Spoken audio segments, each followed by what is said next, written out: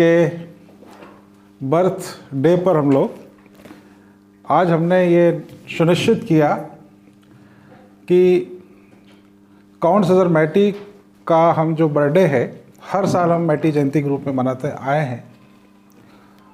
इस बर्थडे को हम एक रेजोल्यूशन बनाएं और इसे हम वर्ल्ड इलेक्ट्रोहोम्योपैथी डे के रूप में मनाएं।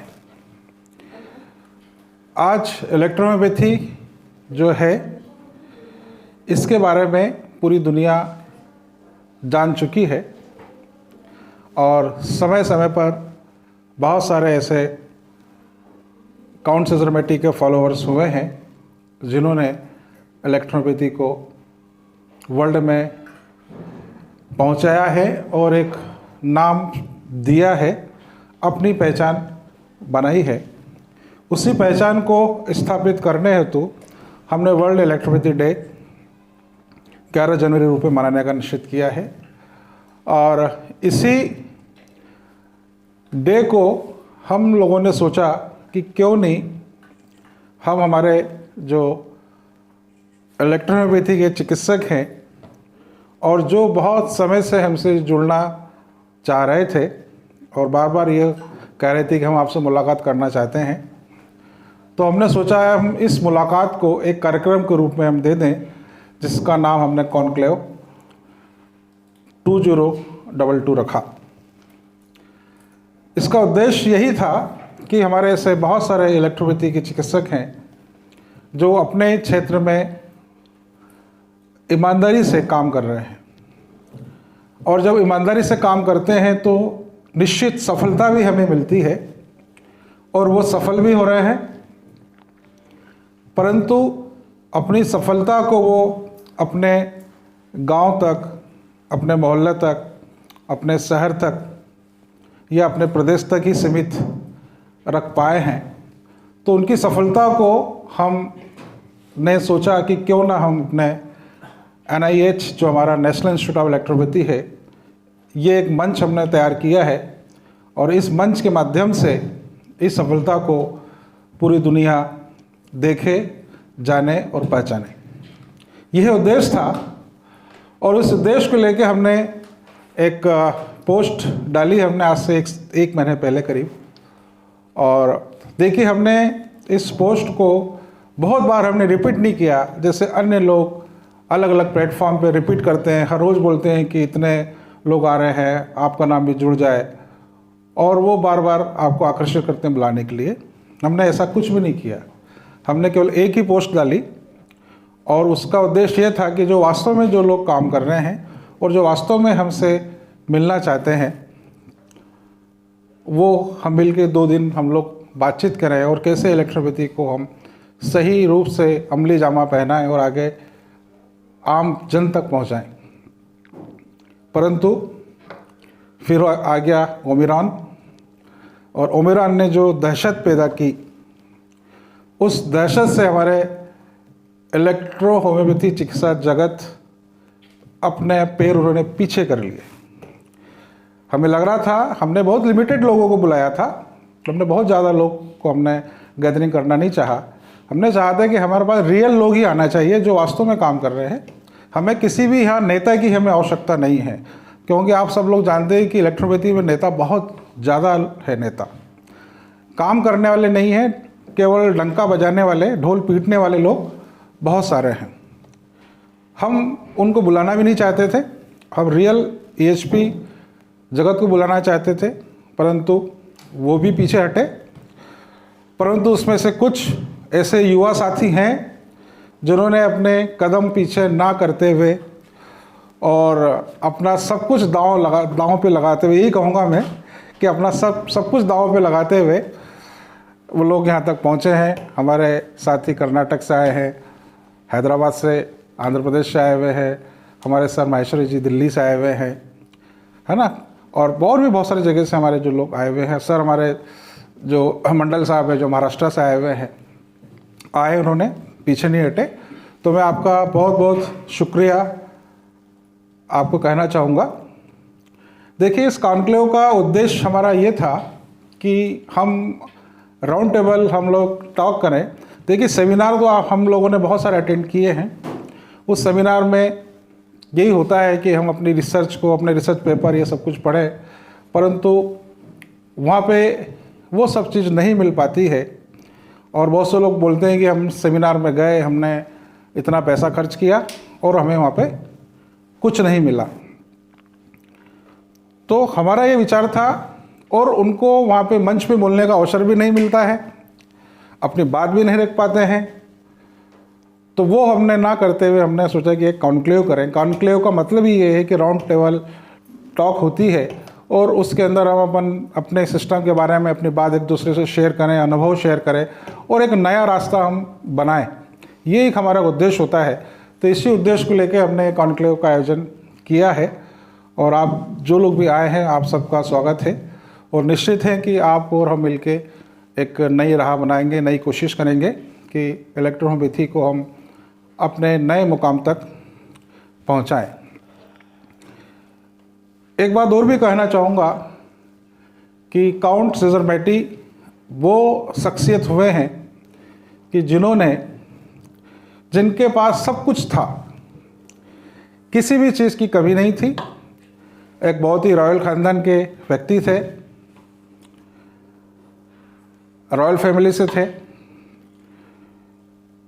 उनको काउंट की उपाधि दी गई, जो वहाँ के पॉप थे इटली में ही। आप सबको पता है कि जो पॉप जो होते हैं, मतलब पूरी दुनिया के अंदर जो क्रिश्चियंस होते हैं, उनके सबसे बड़े जो धर्मगुरु है, जो पॉप उनको बोलते हैं, वो इटली में ही उनका हेड ऑफिस है। और वहीं जब ऑस्ट्रेलिया और इटली का युद्ध हुआ तो उन्होंने बहुत सारी अपनी ज़मीन जायदाद अपने देश को नाम समर्पित की और वो एक सच्चे देशभक्त के रूप में जाने गए और उन्हें वहाँ के पॉप ने काउंट की उपाधि दी। काउंट भी एक राजा। और उन्होंने अपने ही शासनकाल में, अपने ही समय के अंदर उन्होंने एक कैसल का निर्माण किया और वो कैसल आज भी बोलोग्ना के अंदर, रॉयला के अंदर मौजूद है। उस कैसल को सन 2000 के अंदर एक म्यूज़ियम के रूप में परिवर्तित कर दिया गया, क्योंकि आप सब लोग शायद जानते होंगे कि काउंट सीजर मैटी जो थे, उन्होंने अपने जीवन में शादी नहीं की। उनकी फैमिली के लोग आज भी मौजूद हैं।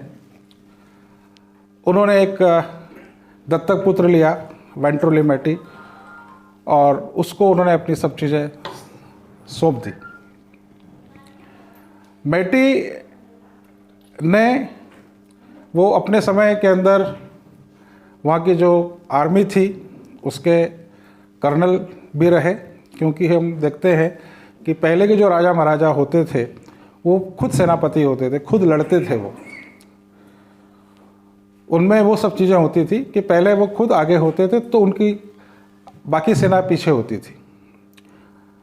तो खुद वो कर्नल जैसे पद पे रहे, साथ में वहाँ वो एज ए जज भी उन्होंने काम किया, मेंबर ऑफ पार्लियामेंट भी रहे वहाँ के, वो वहाँ के संसद के भी चुने गए। वो इतने जैसे काम करने के बाद वो क्यों इलेक्ट्रोहोम्योपैथी के प्रति आए, ये एक सोचने वाली बात है। और उन्होंने ऐसी क्या चीज़ देखी कि उन्हें लगा कि मुझे एक नए सिस्टम की ईजाद हमें करना चाहिए। तो उन्होंने ये देखा और उन्होंने अपने समय में स्टडी की। और उस समय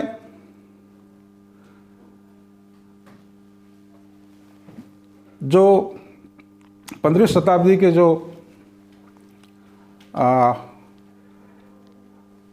एक जो वैज्ञानिक हुआ करते थे, उन्होंने 2 नियम दिए थे कि पौधों में विद्युत शक्ति विद्यमान होती है,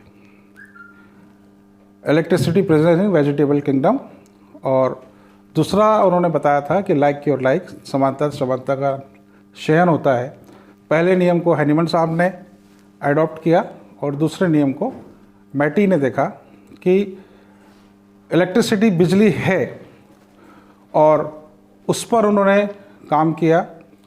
होम्योपैथी उस समय 100 साल पहले उसका इन्वेंशन हुआ था, सैमुअल हैनीमन ने किया था। उन्होंने देखा है कि इसमें बहुत सारी कमियां हैं और उन्होंने उन्हीं सब कमियों को रिफाइन करते हुए एक नई पैथी बनाई और कुछ ही लिमिटेड उन्होंने प्लांट्स लिए और उसको लेके उन्होंने इलेक्ट्रोहोम्योपैथी एक नए सिस्टम का इन्वेंशन किया। और इन्वेंशन करने के बाद उन्होंने उनके कामों को आम पब्लिक तक उन्होंने पहुंचाया। और उस समय का वहाँ का जो हॉस्पिटल था, जो गवर्नमेंट हॉस्पिटल था, वहाँ के अंदर उन्होंने इस सिस्टम के द्वारा हजारों लाखों रोगियों को ठीक किया। उनकी इस काम को, क्योंकि वो रॉयल फैमिली से थे और यूरोप कंट्री में ही हमारा इंग्लैंड आता है, वहाँ तक उनकी बात पहुँची। कई रॉयल फैमिली के लोग उनका इलाज कराने आए और कैंसर पर, क्योंकि कैंसर आज की बीमारी नहीं है, हजारों साल पुरानी बीमारी है कैंसर, तो उन्होंने कैंसर पे काम करना स्टार्ट किया और उनके कामों को इतनी प्रसिद्धि मिली। और उस समय जो इंग्लैंड के लंदन में एक ब्रॉम्पटन हॉस्पिटल है, वो हॉस्पिटल आज भी मौजूद है। आज वो सुपर स्पेशलिटी हॉस्पिटल के रूप में है, जहाँ पे बाईपास सर्जरी सब चीज़ वहाँ पे होती है। वो हॉस्पिटल आज भी मौजूद है। उस हॉस्पिटल के अंदर कैंसर पर उनकी मेडिसिन का क्लिनिकल ट्रायल हुआ और उस समय के एक बहुत बड़े एक सर्जन हुआ करते थे, उनके अंडर में क्लिनिकल ट्रायल हुआ और उन्होंने नाइफ वर्सेस इलेक्ट्रोपैथी एक किया था कि एक चाकू से हम, जो सर्जन हमारे जो काटते हैं, सर्जरी करते हैं, और एक मेडिसिन से। तो उस समय उन्होंने देखा था कि ऐसे 1000 मरीजों का सर्जरी की गई है और कुछ मरीजों को हमने जब इलेक्ट्रोपैथी मेडिसिन से हमने किया गया तो ऐसा बहुत सारे मरीज थे कि एक बार सर्जरी की, दोबारा से फिर रिकरेंस हुआ, फिर सर्जरी की और फिर सर्जरी की, और ऐसा करते करते मरीज को मार दिया गया। परंतु जिसने इलेक्ट्रोपैथी मेडिसिन से ट्रीटमेंट लिया वो मरीज ठीक हो गया। तो ये ट्रायल उस समय हुए और उसका बुक्स भी लिखे गई उसमें, और उस समय के जो जर्नल हुआ करते थे उसमें भी वो चीज़ पब्लिश हुई। वो सब रिकॉर्ड आज भी मौजूद है। एक रिकॉर्ड ये भी है कि जो अमेरिकन जो जर्नल है वहाँ पर भी इलेक्ट्रोपैथी का कैंसर पर जो ट्रीटमेंट है वो भी वहाँ पब्लिश हुआ है, उसका रिकॉर्ड भी हमारे पास है। तो अपने समय के अंदर उन्होंने इलेक्ट्रोपैथी को कई देशों तक उन्होंने पहुँचाया। दुनिया के करीब 80 देशों में उस समय उन्होंने पहुँचा दिया। इंडिया में भी, हमारे देश में उस समय आ गई थी। एक बुक्स पब्लिश हुई 1889 में। उस बुक्स में मद्रास प्रेसिडेंसी में एक डॉक्टर अन्ना हुआ करते थे, वो वहाँ के प्रैक्टिशनर, इलेक्ट्रोपैथी प्रैक्टिशनर थे। और वो बुक्स है मेरे पास में, जिसके अंदर कई कंट्री के नाम दिए हुए हैं, ब्रिटिश इंडिया, डच इंडिया, हमारे यहाँ का भी दिया हुआ है। तो ऐसे कई देशों के अंदर इलेक्ट्रोपैथी को पहुँचाया गया और उन्होंने अपने समय में भी कई बहुत सारी अपनी मेडिसिन्स को बना के दूसरे देशों में भी भेजी है। इसी प्रकार से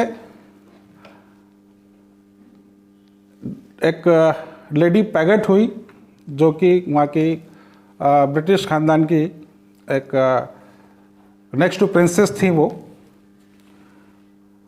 उनके हस्बैंड का इलाज भी उन्होंने किया, जो कि स्विट्ज़रलैंड के अंदर वो वहाँ के कमिश्नर हुआ करते थे। उनको भी कैंसर था, उसका भी इलाज किया और वो भी ठीक हुए। तो ऐसा इस प्रकार से उस सब चीज़ों को पब्लिसिटी मिलती चली गई। और उसी समय जिनेवा के अंदर इलेक्ट्रोपैथी का 1885 के अंदर एक कॉलेज भी खुला इसका। तो उस समय इसका एक डेवलपमेंट, सब चीज़ें बहुत चलती गई और आगे हम देखेंगे कि फिर 1910, 1911, 14 के अंदर वर्ल्ड वार हुआ। उसके बाद मेडिसिन मिलना बंद हुई। फिर सेकंड वर्ल्ड वार हुआ 1940 के अंदर।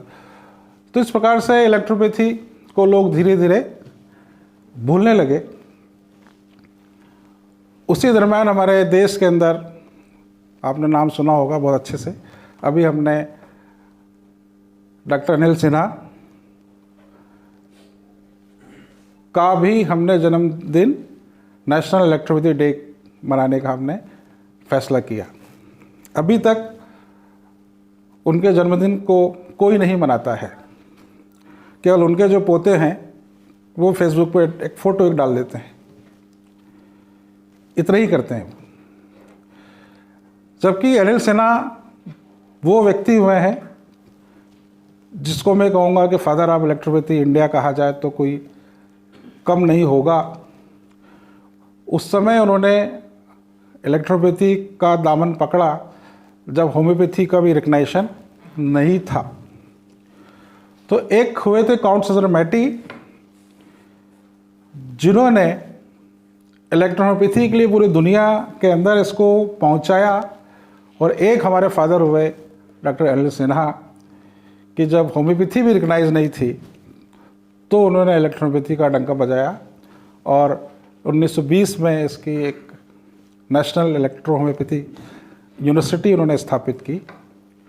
और उन्होंने बहुत सारे, आपने साहब उनकी किताबें पढ़ी हों, अभी भी बुक्स उनकी अवेलेबल हो, आप नहीं हो तो आप उनसे डायरेक्ट आप उन किताबों को बुलवा सकते हैं। आप उसमें देखेंगे कि उन्होंने बहुत सारी अपने अनुभव से बहुत सारी बुक्स लिखी हैं, क्लिनिकल भी उन्होंने चीज़ें लिखी हैं, और उन्होंने हज़ारों मरीजों को कैंसर पे ही उन्होंने काम किया। चूँकि हम बोलते हैं कि इलेक्ट्रोपैथी कैंसर पे ही आगे क्यों रुक जाती है, अन्य बीमारियाँ क्या इसमें ठीक नहीं होती है, तो बात यह आती है कि अन्य बीमारियों पे तो बहुत सारे लोग काम कर रहे हैं, परंतु कैंसर ऐसा विषय है जहाँ पे सब आके अपना स्टॉप कर देते हैं, आगे रुक जाते हैं। जहाँ पर एलोपैथी भी रुक जाती है, होम्योपैथी भी रुक जाती है, आयुर्वेद भी रुक जाती है, यूनानी भी रुक जाती है, और इसके अलावा ज्यूस थेरेपी भी रुक जाती है। ठीक है, तो एक स्टेज ऐसी आती है जहाँ पर कैंसर का नाम हम जब लेते हैं तो कोई उसका इलाज नहीं है, वो लाइलाज बीमारी है। जितना हम कैंसर को हम छेड़ते हैं वो कैंसर उतना ही बढ़ता जाता है। एक स्टेज ऐसी आती है जब पेन डेवलप हो जाता है, तो उस समय हमारे एलोपैथी मॉडर्न साइंस बोलता है कि साहब अब हम जितना प्रैक्टिकल कर सकते थे हमने किया, जितनी कीमोथेरेपी दे सकते थे दे दी, जितना रेडिएशन कर सकते थे कर दिया, और उसके बाद जब पेन डेवलप हो गया तो बोला हमारे पास कोई इलाज नहीं है, मॉर्फिन पे वो उसको डाल देते और दर्द से पेशेंट तड़पता रहता है। उस स्टेज में जब सब रास्ते बंद हो जाते हैं, सब अपने डोर को, दरवाजों को बंद कर देते हैं, उस समय इलेक्ट्रोहोम्योपैथी का दरवाज़ा खुलता है और उस स्टेज में इलेक्ट्रोहोम्योपैथी काम करती है। तो सिन्हा ने उस समय काम किया, हजारों मरीजों को ठीक भी किया, मरते हुए रोगी को उन्होंने नई जान दी, उनकी लाइफ को बढ़ाया और वो आगे बढ़ते चले गए। आपने नाम सुना होगा कुष्ठ रोग, लेप्रेसी, जो अब तो ख़त्म हो गया है, परंतु आज से कुछ साल पहले हम देखते हैं कि किसी के उंगलियां गल जाती हैं, नाक गल जाती है, कान गल जाते हैं। ठीक है, जो कार्टिलेज होती है वो गल जाती थी, नेक्रोसिस हो जाता था, तो व्यक्ति बदसूरत हो जाता था, उसका कोई इलाज नहीं था। तो उस समय लेप्रेसी का गवर्नमेंट ऑफ इंडिया ने कहा, उससे एक महामारी के रूप में थी कि भाई, तो उन्होंने जब 1953 में, आप सोच नहीं सकते होंगे, आपने सुना होगा शायद, कि डॉक्टर अनिल सिन्हा ने इलेक्ट्रोपैथी की रिकग्निशन के लिए 1 महीने की हंगर स्ट्राइक की थी। कितने महीने की? हम एक दिन भूखा नहीं रह सकते हैं, ठीक है, वो 30 दिन तक भूखे रहे और कलेक्टर के सामने उन्होंने वहाँ पे धरना दिया। और जब होम्योपैथी को भी मान्यता नहीं थी तब उन्होंने कहा कि इलेक्ट्रोपैथी को मान्यता मिलना चाहिए, और वो हमेशा बोलते थे इलेक्ट्रो कॉम्प्लेक्स होम्योपैथी। उन्होंने हमेशा ये नाम दिया है, अपनी किताबों में भी उन्होंने इलेक्ट्रो होम्योपैथी ना लिखते हुए इलेक्ट्रो कॉम्प्लेक्स होम्योपैथी लिखा है। तो ऐसा क्या था, क्या, और ऐसा भी नहीं कि अनिल सिन्हा कोई गरीब व्यक्ति थे या उनका गुजर बसर के लिए ही वो अस्पताल चलाते थे, या पेशेंट एडमिट करते थे, नहीं, उनके फादर भी बैरिस्टर थे, एक बहुत बड़े नामी वकील हुआ करते थे। और उन्होंने जो इलाज किया है, उन्होंने उस समय अंग्रेजों के समय के जो कमिश्नर होते थे, तहसीलदार होते थे, कलेक्टर होते थे, उनका इलाज किया। वो सब उनके रेफरेंस, उनके एड्रेस मिलते हैं, उन्होंने किताबों में छापे हुए हैं। तो ऐसा कुछ तो देखा होगा, जैसे मैटी ने देखा वैसे सिन्हा ने देखा, ठीक है। और भी विदेशों में और भी ऐसे डॉक्टर हुए हैं जिन्होंने इलेक्ट्रोपैथी में बुक्स भी लिखी है और काम भी किया है। तो उस समय लेप्रेसी के 6 केस दिए गवर्नमेंट ने कि आप लेप्रेसी को ठीक कर दो, हम आपको मान्यता देंगे। तो उन्होंने 6 में से 5 केस प्रूवन रूप से ठीक करके दिए। परंतु आप जानते हो सरकार बदल जाती है, सरकार बदल गई और मामला आगे बढ़ गया। फिर वो अपना काम करते रहे, खुद यूनिवर्सिटी थे वो कभी भी उन्होंने अपने लाइफ के अंदर कभी भी उन्होंने एलोपैथी का ट्रीटमेंट नहीं लिया। एक बार खुद बीमार पड़ गए थे, बहुत तकलीफ में थे, तो उनके घर वालों ने किसी एलोपैथी डॉक्टर को बुला लिया। तो उस समय बहुत नाराज हुए, बोला आप ऐसा मेरा आप इलाज करिए, मैं ठीक हो जाऊँ। और वो बाद में ठीक भी हुए। वो कानपुर के अंदर मेडिकल कॉलेज के सामने लिखते थे, उन्होंने बोर्ड लगा रखा था, be aware of the quacks. क्या लगा था board? Be aware of the qualified quacks, ऐसा उन्होंने बोर्ड लगाया था।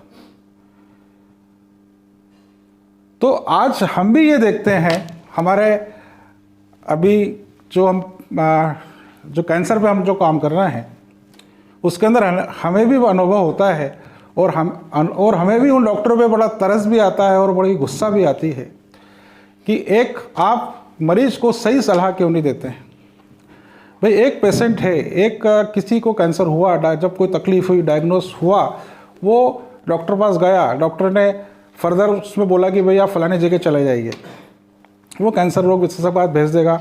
वो क्या करता है, कैंसर रोग विशेषज्ञ बोलता है आप तो सीधे टाटा चले जाइए, वो ज़्यादा अपने दिमाग नहीं लगाते हैं, टाटा चले जाइए। तो बिहार के अंदर बहुत ज़्यादा होता है, ये बिहार में, उड़ीसा में, वेस्ट बंगाल के अंदर इधर बहुत ज़्यादा होता है कि पेशेंट प्राइमरी जाता है, बोले कैंसर है तो सीधे टाटा भेज देते हैं।